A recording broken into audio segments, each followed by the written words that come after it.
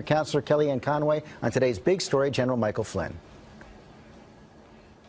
And we are back with Kellyanne Conway, the president's counselor. Kellyanne, thank you for joining us this morning. Of course, the big story today, General Michael Flynn. So the White House was told by the Justice Department last month that Flynn was vulnerable to Russian blackmail, yet he stayed in the job for, 17 days after the warning from the Justice Department. Why?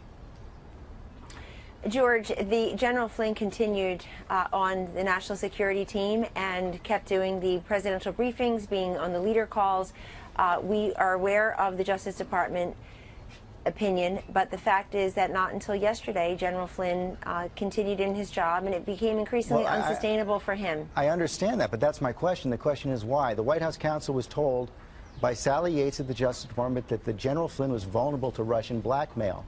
Did the White House counsel tell President Trump that?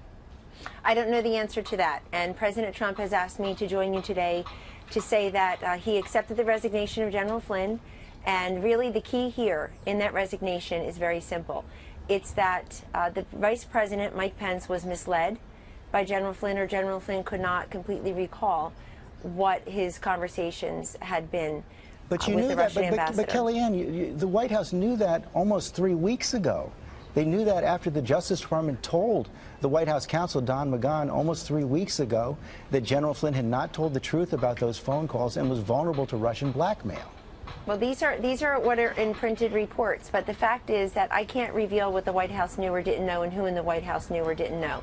All I can tell you is that General Flynn, as a national security advisor to the president, continued in that role, and the president also wants me to refer everyone to the comments of Charles Krauthammer last night on a different network, wherein he makes the point that it's not this contact or this incident necessarily, it's the misleading of the vice president or the incomplete information. It's either it's being dishonest or forgetful. Well, I'd like to say that General Flynn had a 30-plus year honorable career in the military. He's one of the chief intelligence officers, key intelligence officers of a generation.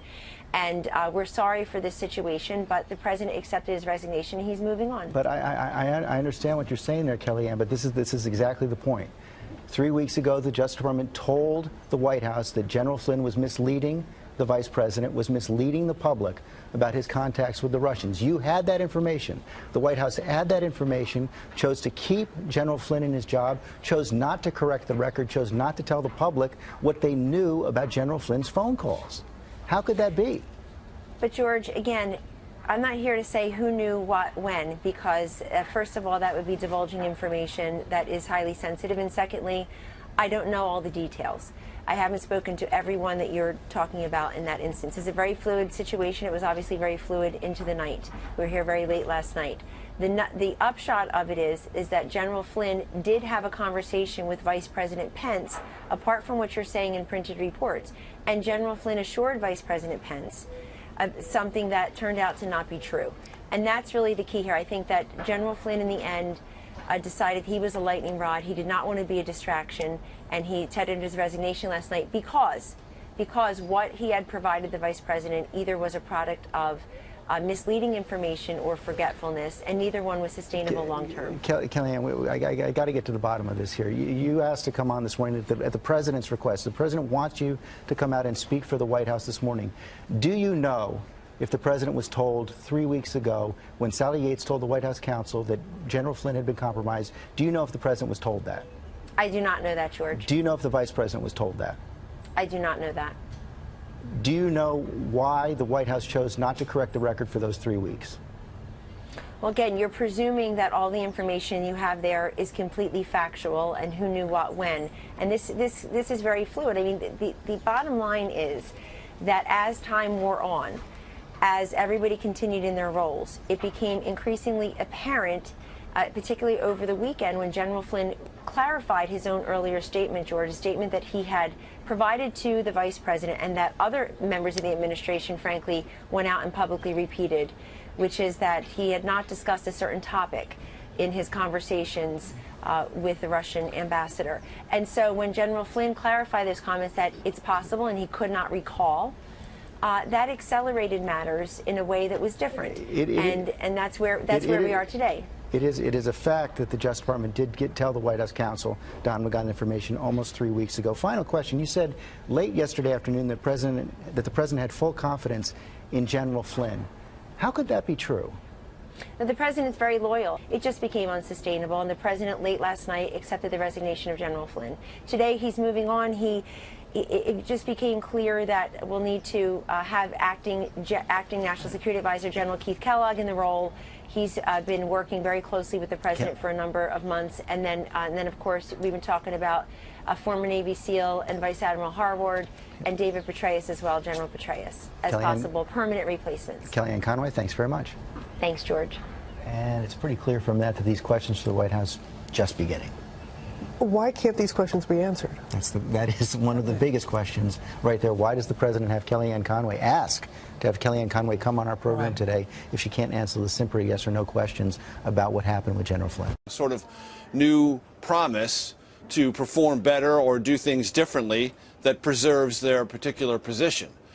But all indications are that the National Security Advisor, Mike Flynn, has antagonized key Trump White House officials to the degree that, given numerous opportunities today and over the weekend to offer his own vote of confidence for his National Security Advisor, President Trump has declined to do so.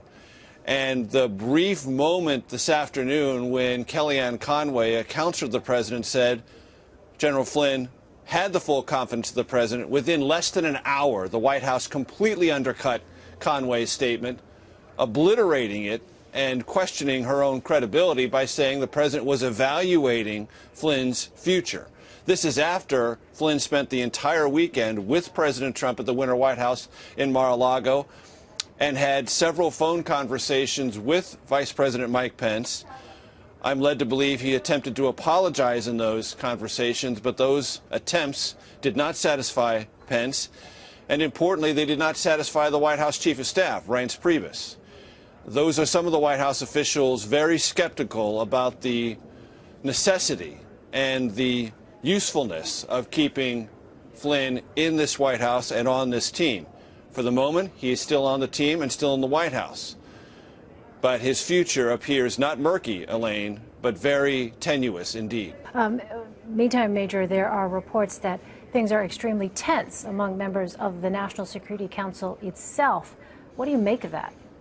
Well, the Security Council is not fully staffed, and that's one problem. There just aren't enough people inside the White House assigned to the National Security Council with enough deputies to carry out the workflow, provide the memos, and handle what's known as the interagency process. One of the chief obligations, if not the most important obligation, of the National Security Advisor and everyone who works on the National Security Council staff is to be the White House interagency general, if you will, the one in charge of keeping in touch with the State Department, the CIA, the Pentagon, and other aspects of the American foreign policy network, and work all of their issues simultaneously.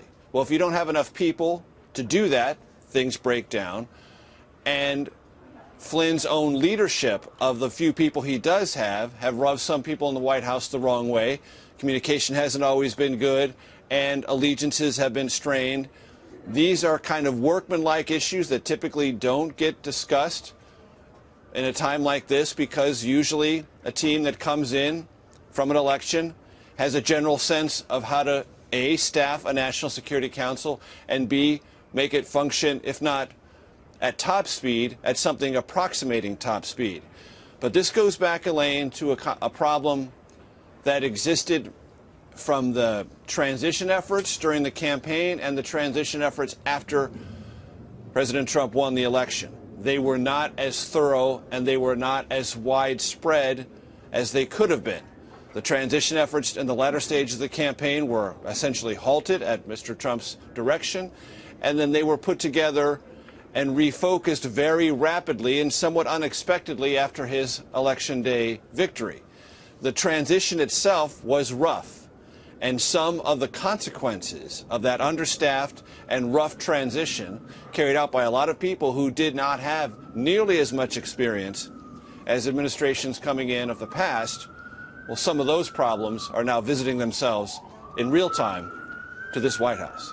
So, Major, against the backdrop of that rough transition, I want to get your take on something else. Reports that members of the Intelligence Committee are reportedly withholding information, or Intelligence Community, I should say, are reportedly holding information from the president. Have you heard anything on that front? I have not. I don't have any original reporting on that at all. One small element of that potential story is that on Friday, the CIA, which is led by an appointee of the president, Mike Pompeo, he's the CIA director, nominated by the president, confirmed by the United States Senate. That CIA denied a top deputy of National Security Advisor Mike Flynn top secret security clearance for a position, essentially rendering that person ineffective and incapable of carrying out the job that Mike Flynn wanted them to. Now, that doesn't fall necessarily into the category or under the umbrella of the intelligence community withholding information from the president. I have nothing that verifies that or substantiates that. You've talked about reports that indicate as much. I don't know. What I do know is someone within this White House who Mike Flynn had tapped to be a top advisor and figurehead within the National Security Council was denied a top secret security clearance by the CIA. That's more, Elaine, than a simple intramural disagreement. That is a rank signal that your person doesn't have what it takes to receive a top secret security clearance. They're essentially useless to you and to the federal government, and that is something that can only be interpreted by someone like General Flynn as a direct slap, and if not only a direct slap, a humiliation of their own attempt to build their team within the White House. All right, Major Garrett at the White House for us. Major, thank you. Sure.